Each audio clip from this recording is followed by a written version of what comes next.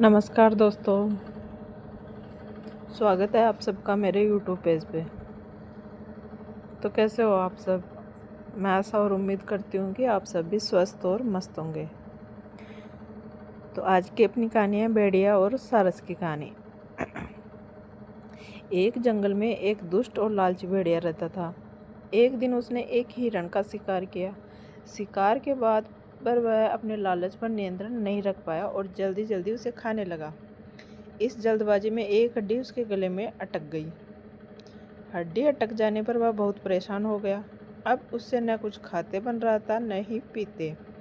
उसने बहुत कोशिश की कि किसी तरह हड्डी उसके गले से निकल जाए, लेकिन सारी कोशिश बेकार गई। अंत में उसने किसी से सहायता लेने का विचार किया। वह सोचने लगा कि ऐसा कौन है जो उसके गले से हड्डी का टुकड़ा निकाल सकता है। कुछ देर सोचने पर उसे सारस का ध्यान आया। सारस की लंबी गर्दन और चोंच थी। वह उसके मुंह में अपनी चोंच घुसाकर आसानी से हड्डी निकाल सकता था। बिना देर किए भेड़िया सारस के पास पहुंचा और बोला, सारस भाई, मेरे गले में एक हड्डी अटक गई है। क्या तुम अपनी चोंच से वो हड्डी निकाल दोगे? मैं तुम्हारा बहुत एहसानमंद रहूँगा और तुम्हें उचित इनाम भी दूंगा। सारस पहले तो भेड़िया के मुंह में अपनी चोंच डालने से डरा, लेकिन बाद में उसे भेड़िया पर दया आ गई और वह तैयार हो गया। भेड़िया मुंह खोलकर खड़ा हो गया और सारस ने उसमें अपनी चोंच डाल दी, लेकिन उसकी चोंच हड्डी तक नहीं पहुंच पाई।